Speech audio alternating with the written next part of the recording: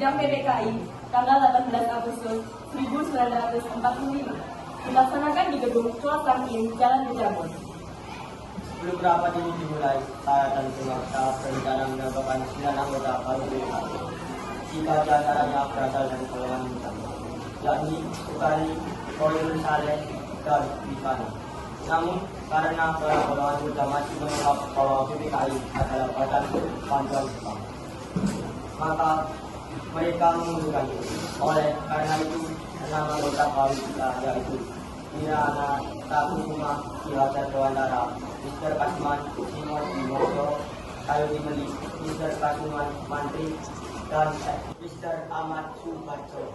Bagus Andi Kusumo, Kiai Haji Wai Haji, Mr. Kasman Simon Dimoso, dan Mr. Tuku Muhammad Chan.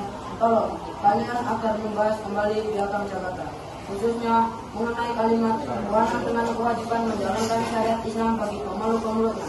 Sebab kalimat ini telah menyebabkan pemeluk agama lain menjadi keberatan terhadap kalimat itu. Penjelasan yang sangat baik, saya setuju dengan perubahan tersebut.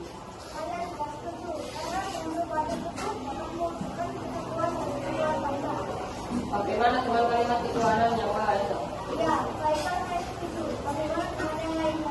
Saya setuju dengan kalimat itu. Baiklah, kita pilih kalimat ketuhanan dengan kewajiban menjalankan syariat Islam bagi pemeluk-pemeluknya, dikaji dengan kalimat ketuhanan yang Maha Esa. Baiklah, mari kita agendakan kegiatan kita selanjutnya. Sekarang mari kita membahas pasal-pasal dalam rancangan undang-undang dasar. Bagaimana jika perubahan undang-undang dasar 1945 ini ditetapkan di Undang-Undang Negara Indonesia? Saya setuju, Mr. Kasman, karena Bapak melihat bahwa isinya sesuai dengan kepribadian bangsa kita. Baiklah, ini saatnya sidang untuk menetapkan Undang-Undang Dasar Negara Republik Indonesia yang di dalamnya memuat Pancasila sebagai dasar negara Indonesia.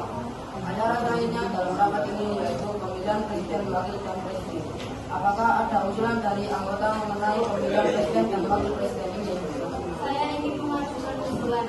Menurut saya, pemilihan presiden dan wakil presiden sebaiknya dilakukan secara aklamasi.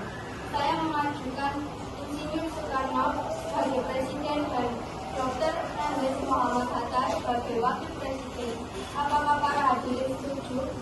Saya setuju pemilihan presiden dan wakil presiden dilakukan secara aklamasi.